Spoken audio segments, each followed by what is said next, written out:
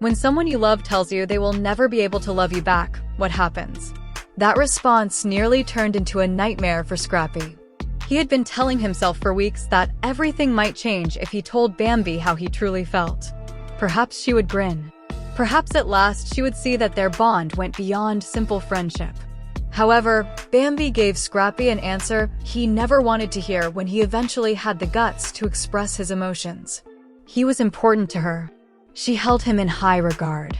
She didn't feel the same romantic connection with him, but she still wanted him in her life. And Scrappy was really destroyed by those statements. It wasn't just heartache that followed. Overwhelmed by feelings he was unable to manage, Scrappy vanished into the wilderness. At his lowest point, he started to think that without Bambi's love, his existence was nothing. Bambi, however, would not abandon him. Following him, she made a discovery close to the river that completely altered the course of events. Because sometimes there is no need for another love story when heartbreak occurs. Sometimes the most important thing someone can do for someone is to tell them that their life is worth more than one rejection. And Bambi did just that. But could she get to Scrappy before his worst thoughts took over? Would Scrappy at last realize that losing a girlfriend does not equate to losing his entire future? Let's begin the narrative. Scrappy has been waiting a long time for this moment. He started thinking about Bambi every morning. His gaze followed her every time she moved across the meadow. He probably valued every chat they had more than she did. And that was the issue. Scrappy had let his emotions develop subtly until it was hard to ignore them. He had persuaded himself that Bambi might harbor similar sentiments. Perhaps there was significance in the way she grinned at him. Perhaps there was significance in the way she checked on him. Perhaps their friendship was only the start of something far more profound. However, Bambi had never made that vow to him. All she had done was be his friend. And Scrappy had seen that friendship through his own emotional prism. He could not, however, continue to wander indefinitely. He so made the decision to finally tell her the truth one morning. It was quiet in the jungle. Fresh green grass blanketed the meadow, and the sunlight softly filtered through the trees. Bambi was close by and had no idea that Scrappy was going through an emotional turmoil. He watched her from a distance. His heart was racing. His thoughts were racing. He nearly turned around for a second. Perhaps this was not the appropriate moment. Perhaps he ought to hold off.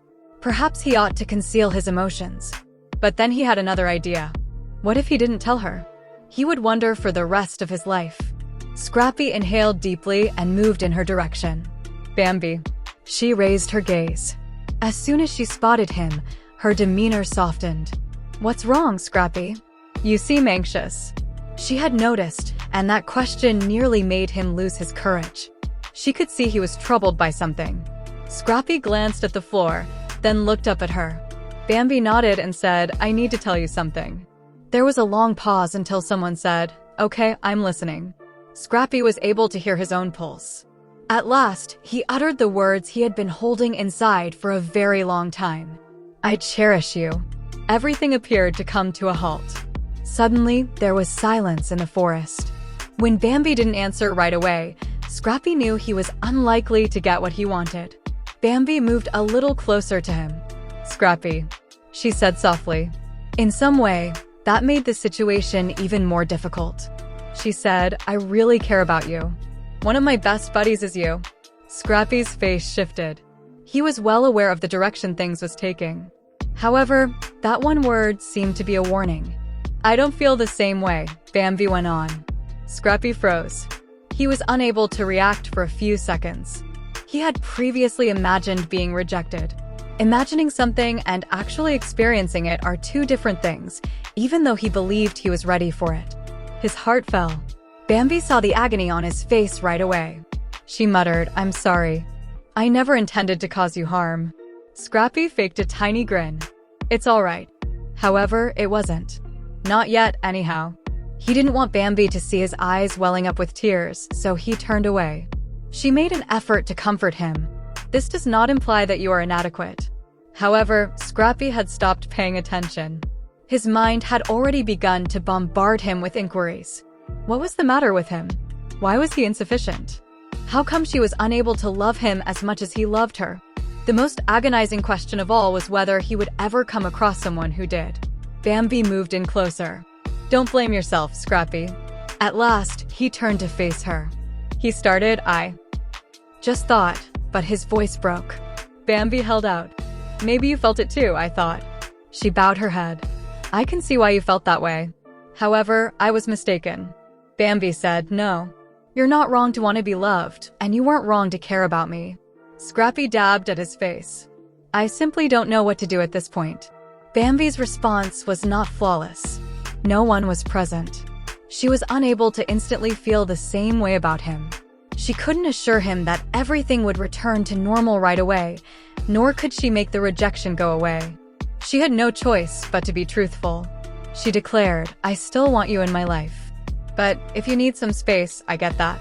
Those remarks ought to have been helpful. Rather, Scrappy's lack of space caused him to experience yet another wave of sadness. He desired her. He now had to acknowledge that you are not entitled to someone's affection just because you want them. He turned to face the trees. Bambi hesitated before saying, "I think I need to be alone."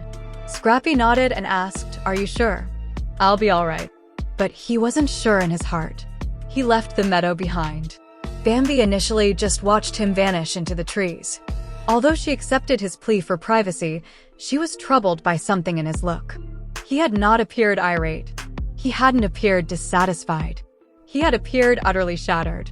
And she was afraid of that. Scrappy, meantime, kept going more into the forest. Everything grew quieter as he moved farther. His voice grew louder. He kept repeating what Bambi had said. He appeared to hear himself say, "I don't feel the same way." He sat under a big tree and gazed at the floor. For a long time, he had thought that Bambi was the solution to his loneliness. He had to face a far more difficult task now. It was really terrible to realize that his pleasure could not be solely dependent on someone else. However, Scrappy was unaware that one of the most significant lessons of his life would be imparted to him on this awful morning. The story of Bambi did not stop with his rejection. It was just the start of a whole new chapter. Scrappy would have to endure the worst of his anguish before he could comprehend it. Bambi was on the verge of realizing that there was a major problem.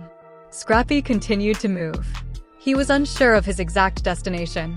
All he knew was that he had to leave the meadow, Bambi, and the location where he had finally spoken his emotions and received the response he had been afraid of clear his throat. As he went farther between the trees, the woodland grew darker. However, the blackness within his head was far more overwhelming than the darkness outside. Bambi's soft voice, her remorse, and her remarks about friendship kept coming back to him. He felt as though every line brought back memories of his losses. However, Scrappy was still unaware of something crucial. In reality, he hadn't lost Bambi. The future he had envisioned with her was gone. And sometimes the pain of losing an imagined future is nearly as great as that of losing something real. Sitting next to a peaceful river, Scrappy gazed at the flowing water. He remained silent for a considerable amount of time. He just listened. As if nothing had happened, the water kept pouring. The birds kept singing. The wind was still blowing through the trees. While Scrappy felt as though his personal world had stopped, the entire forest had continued to exist. He bowed his head. The words came out softly, "I wasn't enough." He shook his head after that. Maybe Bambi was right. Maybe there was nothing wrong with him. Maybe two people could care deeply about each other and still not want the same kind of relationship.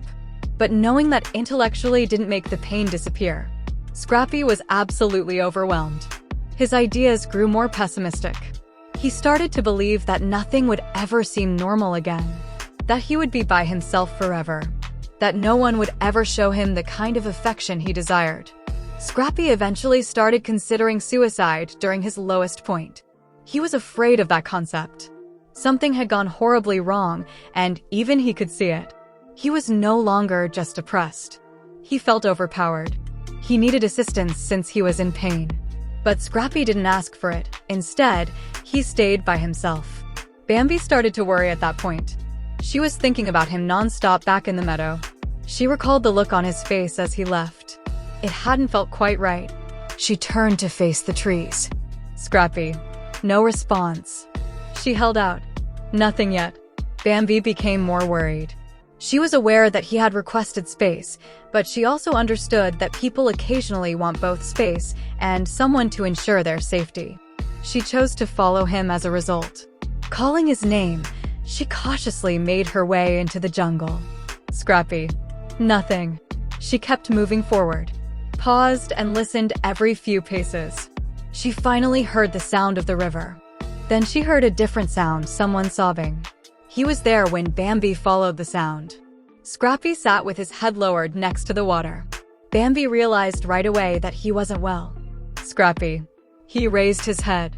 Tears welled up in his eyes. They were silent for a moment. Scrappy averted his gaze. Please don't bother me. Bambi remained still. I am aware that you requested room. I had to make sure you were secure, but she hesitated. Scrappy dabbed at his face. I'm all right. Bambi gave a headshake. No, you're not. The wall he had been erecting was breached by those remarks. Scrappy's shoulders started to tremble. I'm at a loss on what to do. Bambi took a step forward him without pressuring him to speak. She just remained by his side. That's what someone needs most at times. Not a lecture, not a critique, and not someone asking them to move on. Just one more individual who is prepared to stay. There was a long pause before Scrappy spoke.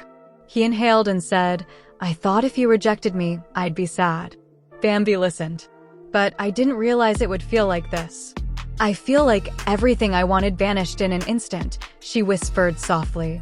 I know it hurts. You don't understand. Maybe I don't completely, Bambi said, but I can see that you're hurting. Scrappy gave her a look. Bambi's visage darkened as she said, I don't want to feel like this anymore. Then don't face it alone. Scrappy remained silent. She went on, you don't have to solve everything tonight. You don't have to figure out your entire future right now. She stopped. All you need to do is get through this. Those statements were significant since it can seem impossible to consider a lifetime when one is overburdened. Making it through the next few minutes, the next hour, and the next day can sometimes be the only objective. Scrappy started chatting softly as Bambi remained by his side. He shared with her the loneliness he had been carrying.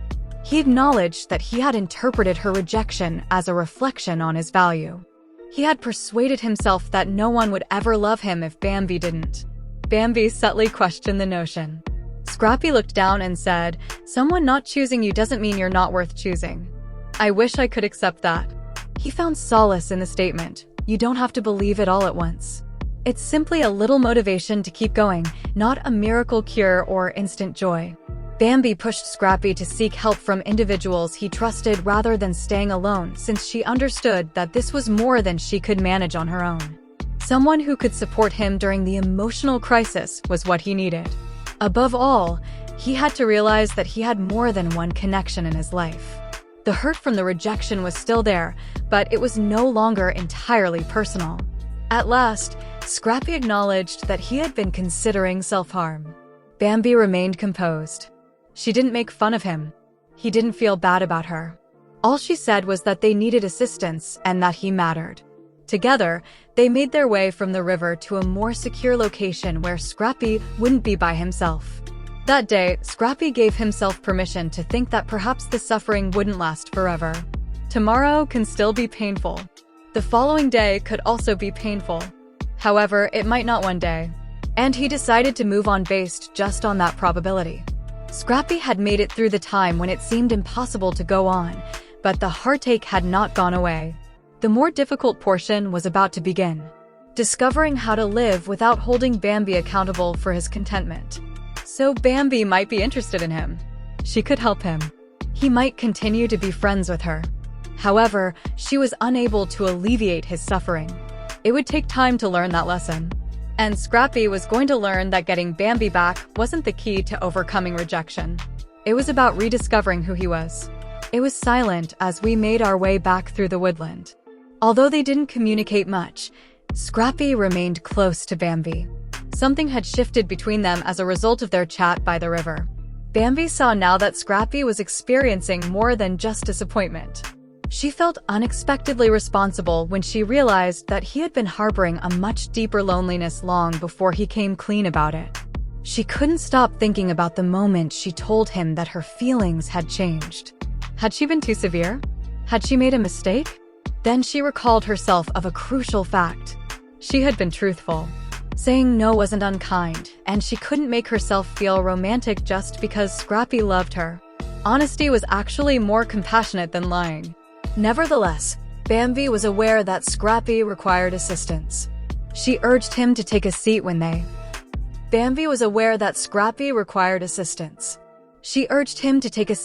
eventually arrived to a more secure area of the woodland. Scrappy turned to face her and said, "You're not going back into the woods alone tonight. I don't want everyone to be aware of what took place." "They don't require every detail," Bambi retorted. Scrappy said nothing. "But someone you trust should know that you're struggling." He had always been the kind to keep his feelings to himself. He disliked coming across as weak. He didn't want anyone to feel sorry for him, and he most definitely didn't want everyone in the forest discussing his rejection. However, Bambi wasn't requesting that he inform everyone. She was pleading with him not to withdraw. Scrappy eventually agreed. Scrappy needed company and encouragement, so Bambi reached out to someone he trusted. Scrappy soon found himself surrounded by folks who were concerned about him. No one made fun of him. No one advised him to just forget about Bambi.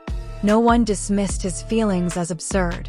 Rather, they paid attention, and for Scrappy, that marked the start of something significant. At last, he came to the realization that there were more individuals in his life than he had been letting himself see. Scrappy was worn out when he woke up the following morning. The heartache persisted. Nothing had altered overnight in a wonderful way. Bambi was still on his mind. The rejection was still fresh in his mind, but one thing had changed. It was important that he had survived the night. Later that morning, Bambi paid him a visit. She made no mention of romance. She didn't inquire if he was still in love with her. She merely inquired about his well-being. "To be honest." Bambi gave a nod. "To be honest." Scrappy inhaled. "It still hurts." "That's all right. I have no idea how long it will take. It doesn't have to happen right away." Scrappy was allowed to recover at his own speed after hearing those comments. Scrappy started altering his routine for days thereafter. He began spending more time with people rather than going off into the forest by himself. He strolled. He worked out. He assisted with the meadow's maintenance. He conversed with pals. And he quit attempting to manage everything on his own when the melancholy got too much for him. His ideas started to shift gradually. He initially began to believe, "Bambi doesn't love me romantically, but that doesn't define my worth," rather than stating, "Bambi doesn't love me, so nobody will." Although there wasn't much of a change, it was a huge advancement. Bambi was managing her own feelings in the meantime. Although she had a great deal of affection for Scrappy, she recognized that their friendship required limits. She didn't want to unintentionally give him false hope. She consequently started to be more cautious in her interactions with him. She was considerate. She was encouraging. However, she didn't act as though her emotions had altered. They both found it difficult to be honest. There were times when Scrappy desired in private that she would fall in love with him right away. But each time that notion crossed his mind, he told himself, love cannot be demanded. He and Bambi both had the freedom to decide what they wanted. Eventually, he was able to let go thanks to that awareness. Not right away, not entirely, but gradually. Then an unexpected event occurred one afternoon. Scrappy caught Bambi and a pal laughing. He felt jealous for a split second. Scrappy halted rather than fleeing or letting his rage get the better of him as the familiar agony again. He inhaled. He could identify the emotion. And he ignored it. He became aware that he was evolving at that point. He would have been devastated to see Bambi with someone else just a few months ago. It only stung now. Additionally, there was a significant distinction between being hurt and being overcome by it.